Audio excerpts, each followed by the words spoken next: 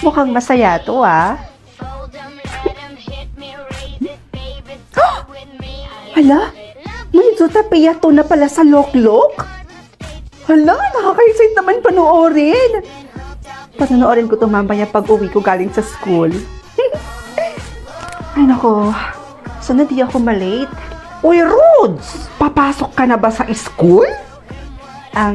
Opo, Aling Marites. Papasok na po ako. Sige na, palis na ako, ah. Papasok nga ba talaga?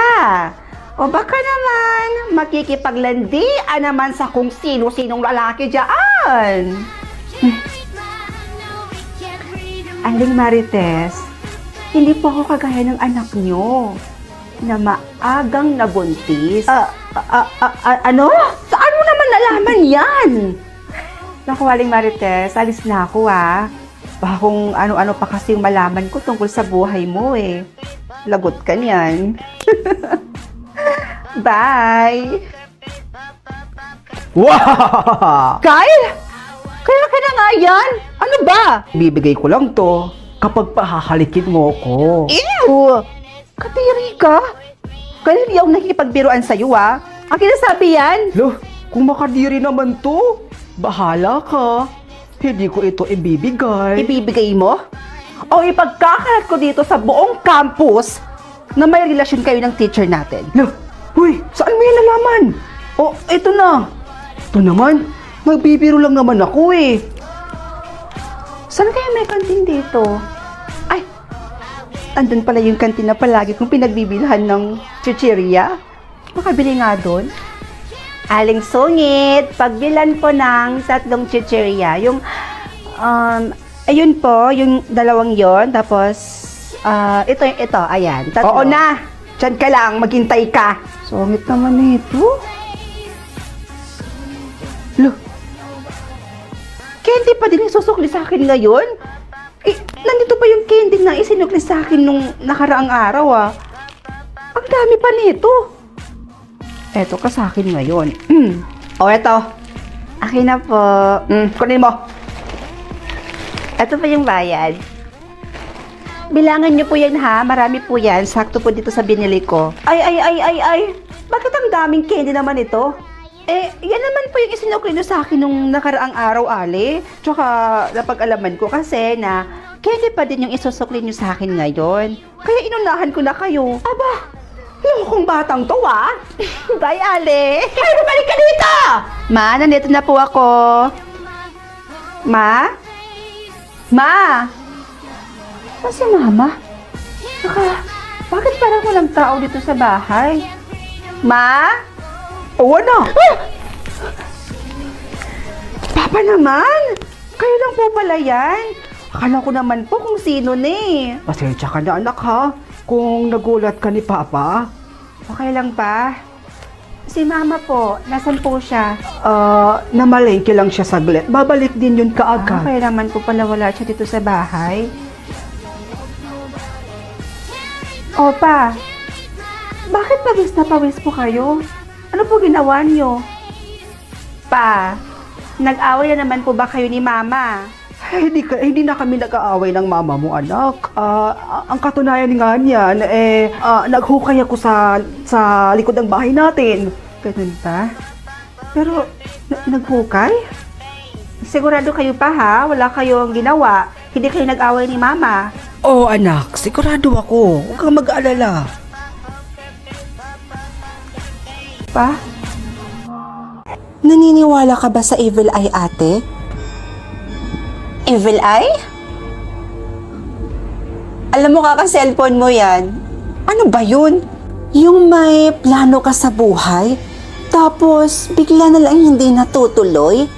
Dahil yon sa mga taong inggit na nakakapag-produce ng bad energy at nagiging dahilan para may mangyaring masama bago matuloy yung plano mo. Kaya? Kaya bili ka na sa akin ng pangontra, ate. Mura lang to. Sabi ni, didiskartehan mo pa ako, ah. Aba, tropa! Amoy December yung aura mo. Saan ka punta? Pupunta kami ng Subic ngayon ng boyfriend ko. Alam mo na, anniversary kasi namin ngayon. Alam mo, ang swerte mo dyan sa boyfriend mo, no?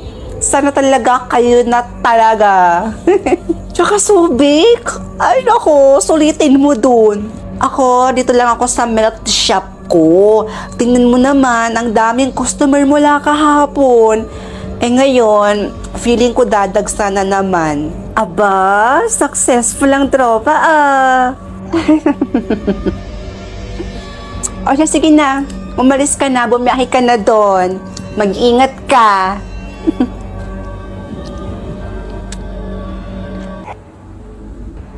Oh, babe. Ready na ako. Nasaan ka na?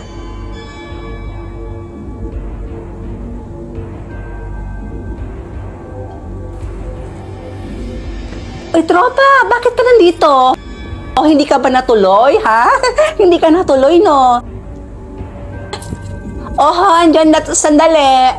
Pasensya ka na, tropa, ha? Ang dami ko na naman kasing customer ngayon. Sinabi ko naman sa'yo kanina, di ba? Na, ay nako, dadags talaga yung customer ko ngayon. Sige lang, sige lang. Sige, dito ka lang muna, babalikan kita. Andyan na. Ay naku, tropa, buti na lang at naghintay ka. Salamat sa paghintay sa akin, ha? Ay naku, basang-basa na ako. Ay naku, ang dami kasing customer. Sinabi ko naman sa'yo, diba? Pero mabuti na yon para naman mabili ko na yung pinapangarap kong wing band para sa bagong business ko na skincare. Ako nga, hinihintay ko lang na ma-approve yung visa ko. Eh, gusto ko na rin kasi magtrabaho sa abroad. Hoy, wag mo akong kakalimutan, ha? Pasalubungan mo ako. Tsaka yayaman ka talaga sa abroad. Sige ho, salamat ho. Oh, ate. Kakatawag lang nila ngayon. Pero sabi nila, malabo pang araw na ma-approve yung visa mo. Ano ba naman yan? Bad news na naman?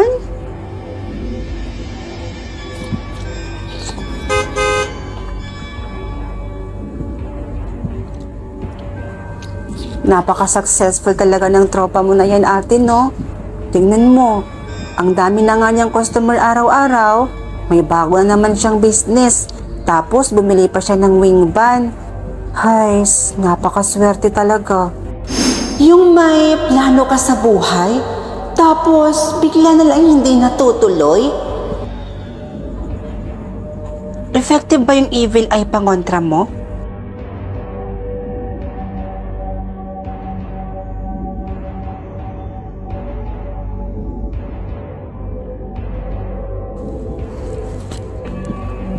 Uy, tropa! Wow, ha? Mukhang tuloy na yung Subic, ah. Tuloy na talaga. Sige, punta na ako dyan. Ano? Ha? Paano? Paano ng looban? Sandali lang, ha?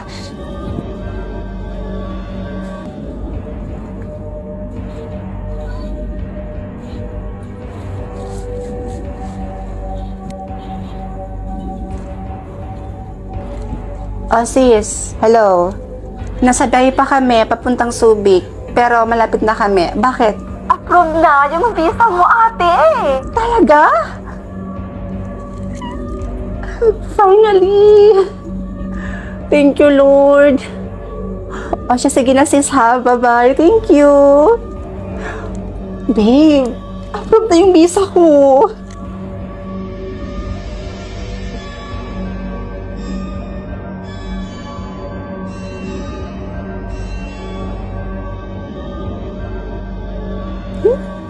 Ano yung nasa leeg mo, iha? Evil eye ba yan? Oho. Ining, tanggalin mo yan. Tanggalin mo na yan.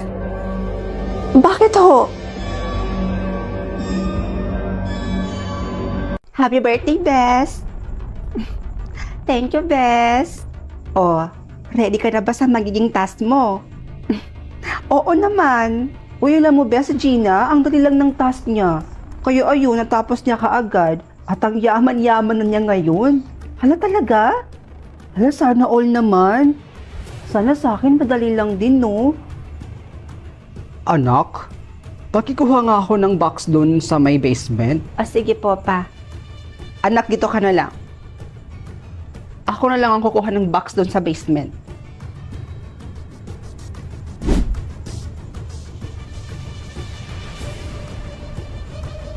Bes? G ka ba? Tara, sleep over ka ulit sa bahay namin. Nako, Bes. Pass mo na siguro. Doon kasi sa may bandang basement nyo, ang baho. Nangangamoy masyado. Hindi ko gusto yung amoy. Ano? Eh bakit ngayon mo lang yan sinabi sa akin? Eh, ang creepy-creepy naman kasi ng mama mo, Bes. Hindi ko siya kayang kausapin. Tsaka, ba't siya ganun? Nakakatakot siya tumingin. Nako, pagpasensyahan mo na si mama. Ganun talaga yun. Tsaka, Napagod lang siguro yun. Pero promise, ako pa mismo maglilinis sa bahay namin. sige na nga. Basta maglinis ka dun sa bahay niyo lalong-lalo na dun sa may bandang basement. Sige, Bes. Ako bahala. Ma? Ano po ba yung laman ng basement, Ma? Sabi po kasi ng kaibigan kong si Princess, medyo nangangamoy daw po dun sa may bandang basement. Ano? Sinabi niya yun, anak? Ay, teka lang po, Ma, ha? Papapasukin ko muna si Princess kasi mag-i-sleep over po siya ulit dito sa bahay natin. Sandali lang po. Oh, Bes, dito ka muna, ha? Ipaghanda ko muna yung makakain natin. Bes, sige na anak. Kumuha ka na doon. Ako nang bahala sa kaibigan mo. O sige po. Dito ka lang, ha?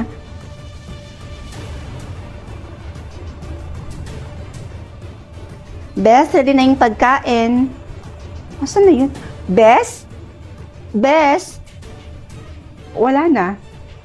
Wala na? Ano pong ibig yung sabihin, Ma?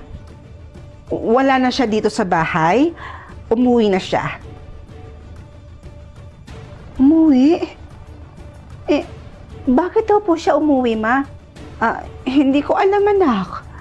Ang alam ko lang, parang balisa siya kanina. Nagmamadali siyang umuwi. Baka may emergency. Ano kaya nangyari sa babaeng yun? Matawagan nga.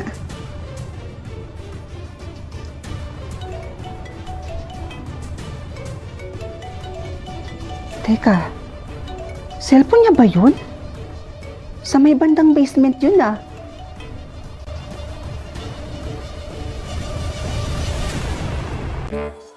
Chuchay! Maymay? Bakit? Tara, bugtong-bugtong tayo? Sige ta! Bugtong-bugtong lang pala eh. Ang dali lang naman yan. Ay, ang yabang mo naman? O sige, tingnan natin kung masasagutan mo to. Bugtong-bugtong, nagtago si Pedro, nakalabas ang ulo. Yun na yon? Ang dali naman? Pako ang tamang sagot. Nakachamba ka lang. O, ako naman ako naman. Bugtong-bugtong, isang prinsesa nakaupo sa tasa. Edi kasoy, bleh. Siyempre, madali lang naman yan. O eto, mahirap na to. Hindi mo ito kayang sagutan. O, hinila ko ang tadyang, lumapad ang tiyan. Payong ang tamang sagot, Maymay. Mahirap daw.